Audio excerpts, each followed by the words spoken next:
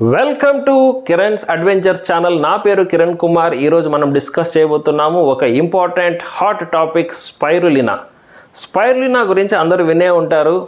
ఏ online platform చూసినా, Amazon చూసినా, Flipkart చూసినా, మీషో చూసినా, ఎక్కడ చూసినా స్పైరులినా ట్యాబ్లెట్, స్పైరులినా పౌడర్. అసలు ఏంటి ఈ స్పైరులినా? ఒక్కొక్క బాటిల్ 1000 రూపాయలు, 500 రూపాయలు, 300 రూపాయలకు అమ్ముడుపోతుంది. జనాలు ఎందుకు అంత మక్కువ చూపుతున్నారు ఈ స్పైరులినా అనే ప్రోడక్ట్ మీద? దీని గురించి తెలుసుకుందాం ఇవాల్టి వీడియోలో. లాస్ట్ వరకు చూస్తూనే ఉండండి, అన్ని విషయాలు మీకు క్లుప్తంగా చెప్తాను. లాస్ట్ వరకు చూడండి, జాగ్రత్తగా వినండి. అసలు స్పైరులినా అంటే ఏంటి, దీని గురించి ఒక క్లారిటీ అయితే ఇవ్వబోతున్నాను. స్పైరులినా అనేది సముద్రంలో పెరిగేటటువంటి ఒక నాచు అని మీరు వినింటారు, కరెక్టే. అది ఒక పాచి లాంటి ఒక జీవి, కానీ ఇది పాచికి సంబంధించింది కాదు. ఇది ఒక రకమైన బ్యాక్టీరియా, సైనో బ్యాక్టీరియా అంటారు. సో ఎన్నో వేల సంవత్సరాల క్రితం ఆవిర్భవించిన బ్యాక్టీరియా ఈ స్పైరులినా అన్నమాట. ఇది నీళ్ళల్లో పెరుగుతుంది. దీన్ని బ్లూ గ్రీన్ ఆల్గే అని కూడా అంటారు.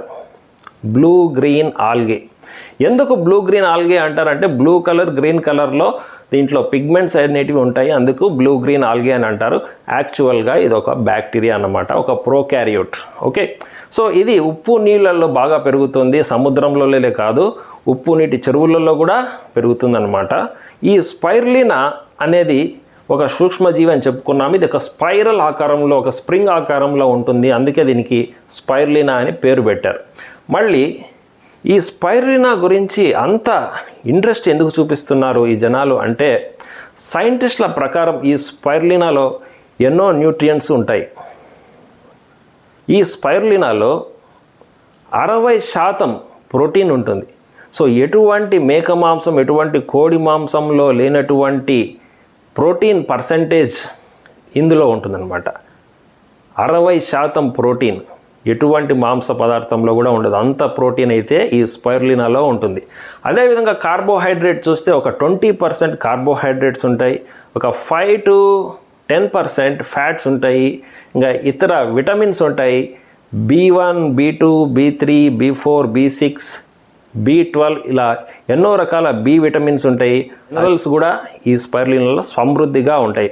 అందుకే చాలామంది ఈ స్పైరులినాని సూపర్ ఫుడ్గా తినడానికి ఇష్టపడతారనమాట.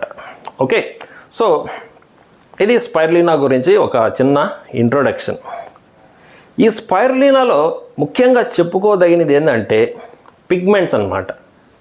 క్లోరోఫిల్ ఏ, ఫైకోసైనిన్, బీటా కెరోటిన్ అనే 3 పిగ్మెంట్స్ ఉంటాయి. ఈ 3 పిగ్మెంట్స్లో ఫైకోసైనిన్ అనే ఒక పిగ్మెంట్ యాంటీ ఆక్సిడెంట్గా పనిచేస్తుంది. అంటే మన శరీరంలో ఉన్నటువంటి కణాలను ప్రొటెక్ట్ చేయడానికి ఉపయోగపడుతుంది. అందుకే ఈ స్పైరులినాను సూపర్ ఫుడ్ అని భావిస్తారు.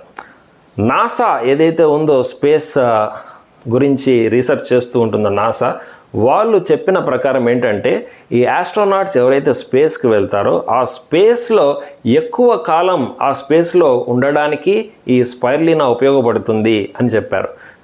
మరి మనకు బాగా తెలిసిన డాక్టర్ మంతెన్న సత్యనారాయణ, న్యూట్రిషనిస్ట్, ఆయన కూడా స్పైరులినా గురించి ఒక వీడియోలో చెప్పారు. ఆయన ఏం చెప్పారో చూద్దాం.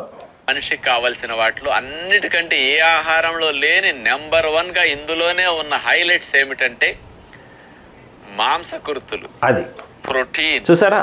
సో స్పైరులినా అనేది ఒక సూపర్ ఫుడ్. ఈ సూపర్ ఫుడ్ని ఎలా పండిస్తారు, కమర్షియల్ స్కేల్లో ఎలా పండిస్తారో దాని గురించి చాలా డీటెయిల్గా అయితే మీకు చెప్పబోతున్నాను. జాగ్రత్తగా వినండి.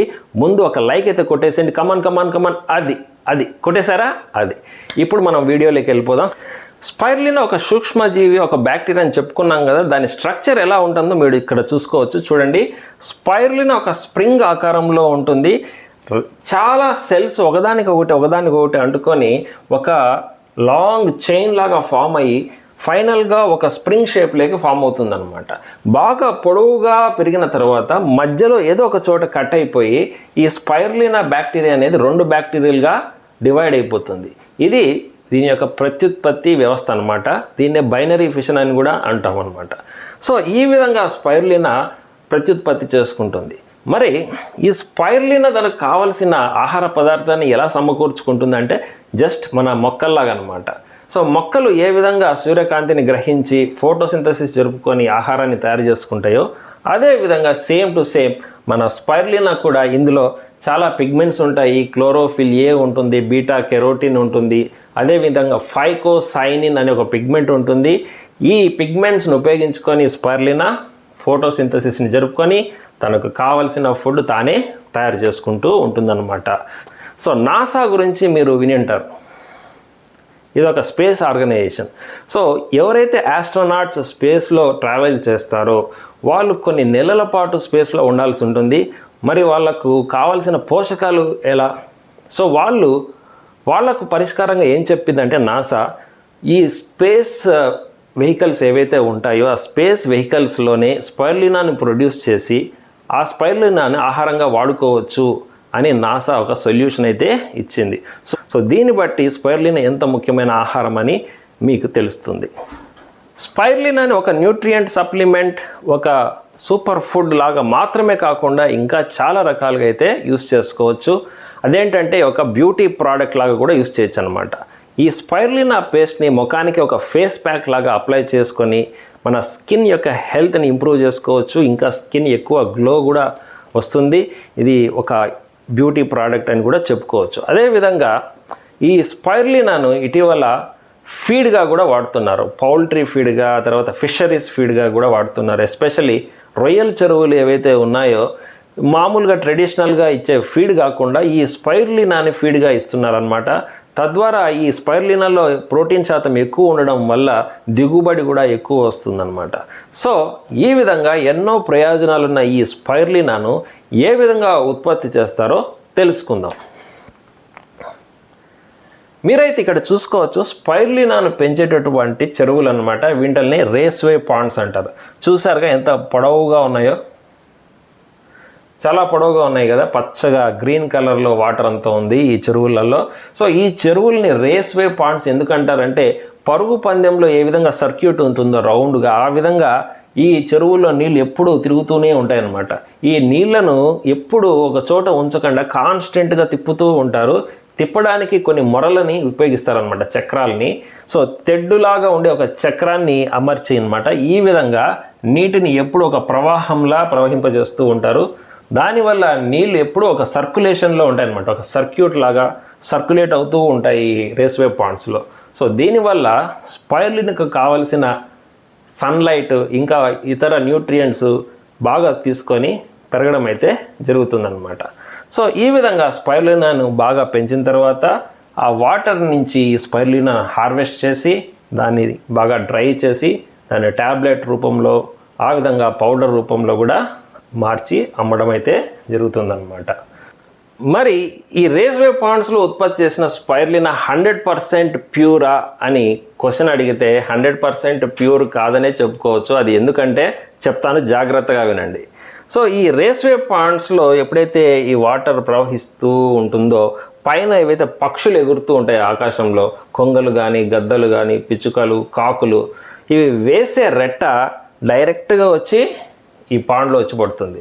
అప్పుడు 100% ఈ వాటర్ అయితే కలుషితం అవుతుంది. స్పైరులినా కూడా కంటామినేషన్కి లోన్ అవుతుంది అనమాట. ఇది one of the reasons. Next జాగ్రత్తగా వినండి. నెక్స్ట్ వచ్చేసి బలంగా గాలులు వీచినప్పుడు దుమ్ము ధూళి వచ్చేసి ఈ రేస్వే పాండ్లో పడడానికి అవకాశాలు చాలా ఉంటాయి. అప్పుడు కూడా కంటామినేషన్ జరుగుతుంది. నెక్స్ట్ మూడవది వచ్చేసి ఇతర జాతుల పాచి మొక్కలు ఈ స్పైరులినా పాండ్లో పెరగడం జరుగుతుంది. అప్పుడు ఏమవుతుంది, మన స్పైరులినాతో పాటు వేరే పాచి కూడా పెరిగి కంటామినేషన్ అయిపోయి ఏమవుతుంది, మనకు ప్యూరిటీ అనేది తగ్గిపోతుంది అన్నమాట. సో ఈ విధంగా మనకు ప్యూర్ స్పైరులినా బయట మార్కెట్లో దొరకడం ఇంపాసిబుల్ అని చెప్పుకోవచ్చు. మరి దీనికి సొల్యూషనే లేదా, ప్యూర్ స్పైరులినాని ప్రొడ్యూసే చేయలేమంటే చేయొచ్చు. అది ఏ విధంగా చేయొచ్చో నెక్స్ట్ వీడియోలో మీకు చెప్తాను. అది కూడా మన ఇంటి వద్దనే స్పైరులినాని ప్రొడ్యూస్ చేయొచ్చు, అది కూడా చెప్తాను నెక్స్ట్ వీడియోలో. ఈ విషయాలని మీరు తెలుసుకోవాలంటే ఈ ఛానల్ని సబ్స్క్రైబ్ చేయండి, గంట గుర్తుని ఒత్తి పెట్టుకోండి, మీకు నోటిఫికేషన్ వస్తుంది. అదేవిధంగా ఈ వీడియోని మీ బంధుమిత్రులకు కూడా షేర్ చేయండి. నా పేరు Kiran Kumar, Kiran's adventures channel. Next వీడియోలో మళ్ళీ కలుసుకుందాం.